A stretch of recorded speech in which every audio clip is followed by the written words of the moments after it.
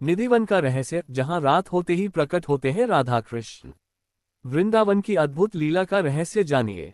जय श्री राधे, जय श्री कृष्णा। वृंदावन की पवित्र भूमि में आपका स्वागत है।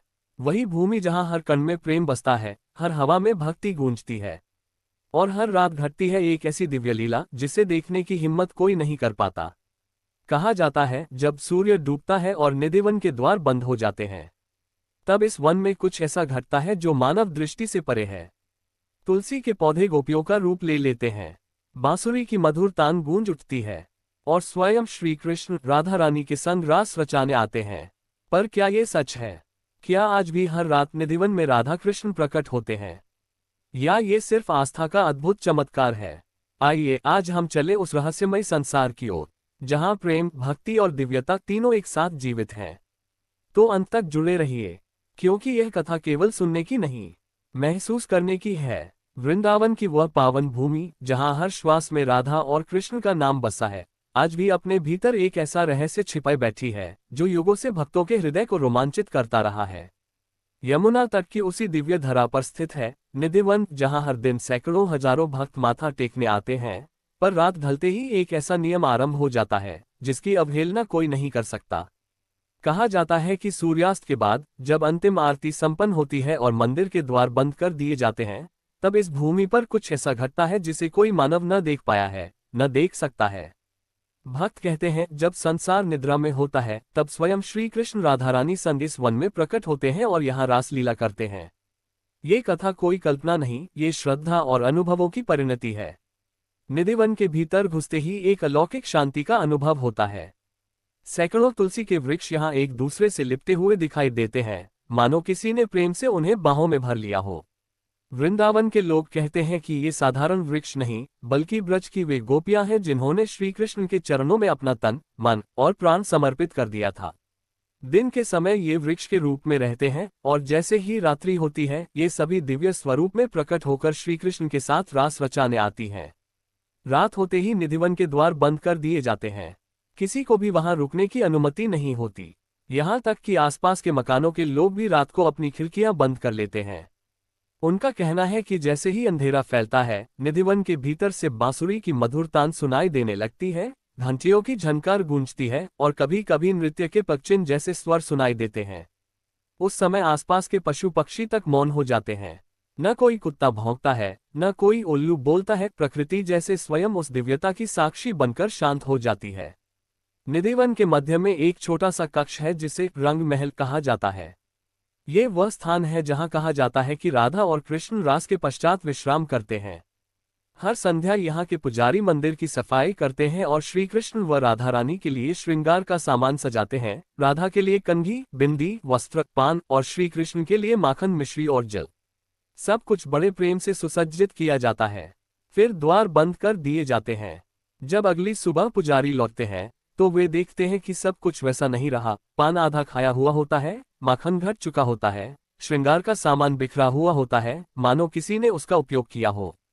भक्तों का विश्वास है कि यह साक्ष्य है राधा कृष्ण की रात्रिकालीन लीला का। ब्रजवासियों के बीच अनेक ऐसी घटनाएं प्रसिद्ध हैं जिन्होंने इस विश्वास को और गहरा किया है। कहा जाता है कि वर्षों पहले एक जिज्ञासु व्यक्ति ने निधिवन में छिपकर रात को रासलीला देखने की कोशिश की। अगले दिन जब द्वार खोले गए तो वह व्यक्ति वहीं मृत पाया गया। उसके चेहरे पर आश्चर्य और भय दोनों का मिश्रण था। आंखें खुली थीं, जैसे उसने कुछ ऐसा देखा हो जो मानव दृष्टि के लिए असह्य था। ऐसी कई घटनाओं के बाद से लोग मानने लगे कि निधिवन का रहस्य देखने का प्रयास नहीं करना चाहिए, क्योंकि वहां का प्रेम, वहां की लीला सामान्य मानव के बोध से कहीं ऊपर की चीज है। वृंदावन के वृद्ध संत कहते हैं, निधिवन का अनुभव केवल वही कर सकता है जो राधा कृष्ण के प्रेम में खो गया हो। यहाँ श्रद्धा से जाना होता है, देखने के लिए नहीं, अनुभव करने के लिए। और सच भी यही है। जब कोई भक्त शांत मन से वहां बैठता है, आंखें बंद करता है, तो उसे एक अनोखी शक्ति का एहसास होता है, जैसे कोई उसके हृदय में धीरे धीरे राधे राधे का नाम फूंक रहा हो।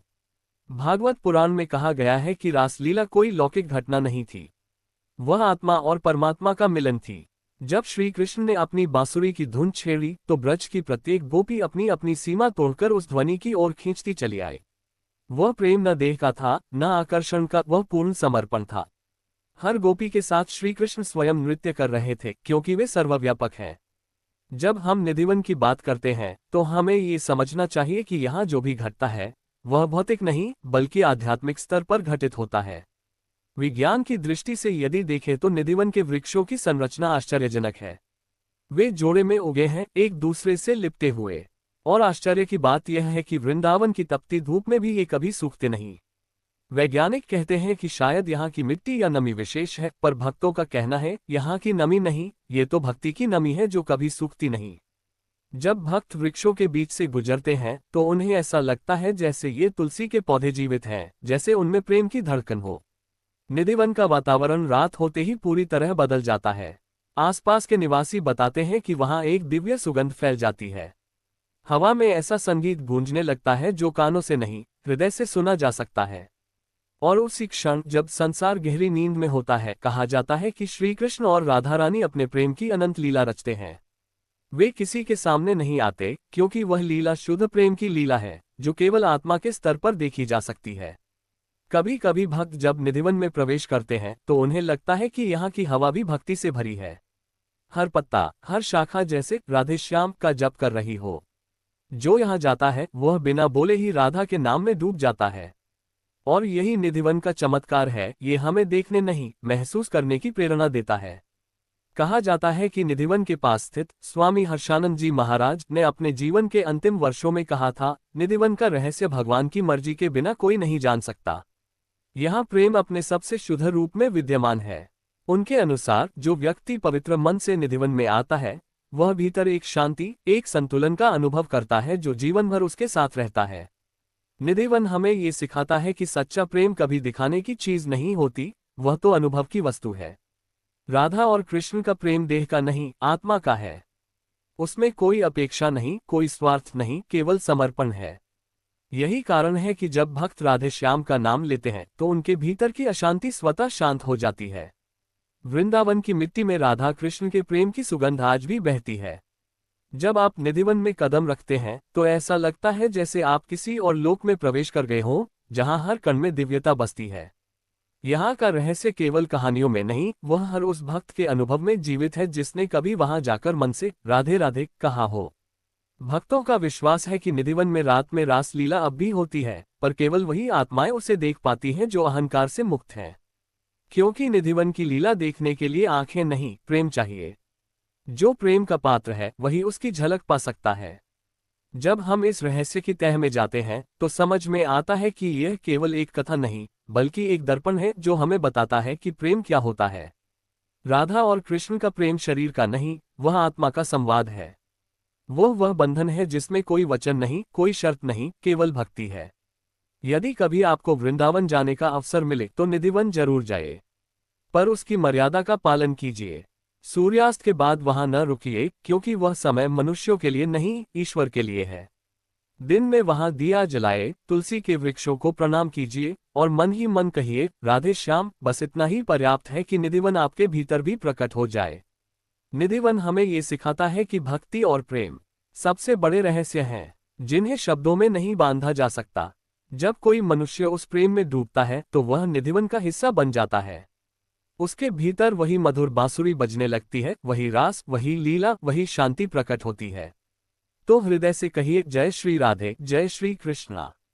वृंदावन की यह कथा हमें ये संदेश देती है कि प्रेम, आस्था और समर्पण ही सृष्टि का सबसे बड़ा रहस्य है और निधिवन उसी रहस्य का सजीव प्रतीक है। जहां आज भी रातों में बांसुरी की तान गूंजती है, तुलसी के पौधे थिरकते हैं और स्वयं राधा माधव प्रेम की अनंत रास रचते हैं।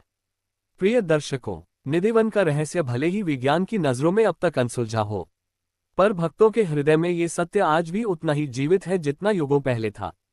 क्योंकि जहां प्रेम होता है वहां प्रमाण नहीं चाहिए, वहां बस विश्वास चाहिए। वृंदावन की यह भूमि हमें सिखाती है कि सच्चा प्रेम देखा नहीं जाता, महसूस किया जाता है। राधा और कृष्ण का ये प्रेम केवल कथा नहीं, यह आत्मा और परमात्मा का शाश्वत मिलन है। अगर आपने इस कथा को हृदय से महसूस किया तो एक बार मन ही मन कहिए राधे राधे और इस दिव्य कथा को अधिक से अधिक लोगों तक पहुंचाइए ताकि हर हृदय में भक्ति का दीप जल सके। अगर आपको यह वीडियो पसंद आया हो तो इसे लाइक करें, शेयर करें और हमारे चैनल को सब्सक्राइब करें ताकि अगली दिव्य कथा सबसे पहले आप तक पहुंचे। जय श्री राधे, जय श्री कृष्णा। वृंदावन की धूल आपको सदैव शांति और प्रेम प्रदान करे। राधे राधे।